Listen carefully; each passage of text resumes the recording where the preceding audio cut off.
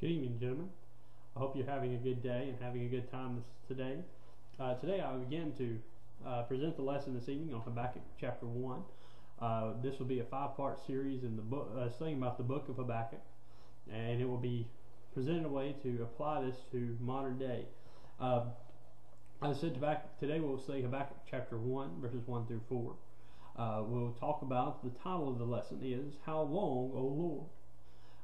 Before we get started into the text and discussing the intricate details about what this book is writing about, and specifically these few verses, I want us to first think about a few questions. Think about a few ideas that people have in this world today and that are seen throughout this world. The first idea that I want us to think about is, have we ever asked that question, or perhaps have been asked that question, of why there's such evil in the world? Of why there's such wickedness? Why is it allowed to continue? An evil that turns our stomach, or perhaps just an evil that we can't fathom. Perhaps it's an evil that we see happening within the very churches we attend, and we think and we wonder how God can allow someone to continue to act, to continue to be in such a obvious rebellion to His Word. And we often ask the question too about a song that we sing, and we address a problem in a song that we sing called Farther Along. If you're like me, you've grown up singing a song all your life. But I want you to pay attention to the first verse of that song. The first verse of that song says, "Tempted and tried, we're oft made to wonder why it should be thus all the day long, while there are others living about us, never molested, though in the wrong." And as I think about that question, and I think about that idea, I see that this is a very contemporary, a very public question that people still have today. Why does God allow sin to continue?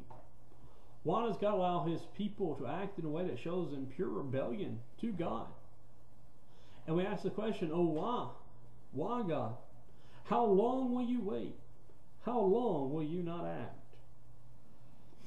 And as I think about that subject, and I think about this book of Habakkuk, I realize that over 2,000 years ago, actually about 2,500 years ago, there was a prophet that had this same question. There was the prophet Habakkuk. When you read the short book of Habakkuk, you realize that Habakkuk is concerned about the world, about his nation, about his people. He's concerned because of their behavior.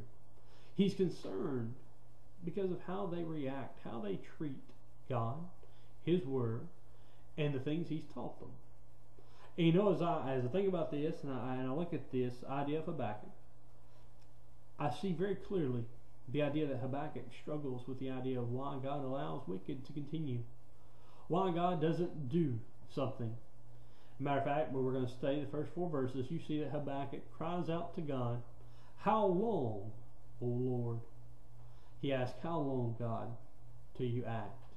How long till you react to what your people have done, to what your people are doing, and how far they have turned away from you? When we look at the book of Habakkuk, we begin with verse 1. And we look at verse 1, and verse 1 says, the oracle which the prophet Habakkuk saw. The oracle that he saw. Matter of fact, this verse and one later on in this book are the only references that we have to Habakkuk. Only thing we know about Habakkuk. But it is interesting to notice that of the prophets, the writing prophets that is, he is one of only 3 that are mentioned as being prophets. But we do see in this letter and in this context some ideas of who Habakkuk was, about the type of man that Habakkuk was. It's interesting to notice in the first verse that says this is the oracle, or the message to Habakkuk, the message that he saw. But it's also interesting that a varying way of translating this is that this was the burden that was laid upon Habakkuk. As I think about that and I read the book of Habakkuk, I think the idea of a burden fits better, because this book has Habakkuk speaking to God. It has Habakkuk crying out to God, asking God to do something, asking God to react. asking why God hasn't reacted. If you would, I'd like us to begin by talking about again the man who is Habakkuk. We see about who Habakkuk is in history. One thing we learn about Habakkuk, I said we don't know much about him personally, are his details of who his father was, what lineage he came from. We do know that Habakkuk was a man of God. How do we know that? Because we see that Habakkuk is called as crying out to God. You notice in the first few verses that Habakkuk says he's cried out. You notice verse 2. He says, "O Lord, how long shall I cry?" He says, "How long, Lord, do I have to cry out till you hear me?" It's interesting. Habakkuk says, "How long do I have to cry?"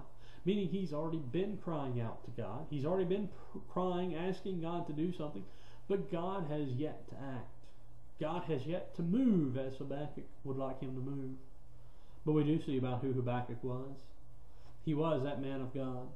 He was a man who was concerned about God's people, concerned about God's message, and concerned about the lives of God's chosen people, Israel. We also learn about Habakkuk that apparently Habakkuk wrote during the times of the reign of right before the Babylonian captivity. Most people think that he was born or lived during the time of Josiah.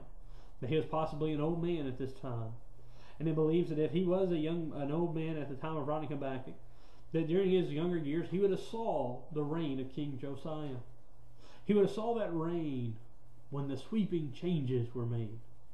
When God's nation of Israel returned back to its foundation, returned back to what it had been, they had turned back to God. They had turned back to God's word. They had turned back to God's teaching. And it fits Isaiah to see just what Habakkuk has seen. Habakkuk has went from that seeing the sweeping reforms to seeing what Josiah has done, of how Josiah had brought his people back, to what has happened just a few years later. A few decades have passed. But yet the people have forgotten about what Josiah did. They've went back to the old ways. They've went back to that pagan, that other gods lifestyle. And it is in this saying that Habakkuk cries out. He cries out here because he sees wickedness. He sees violence.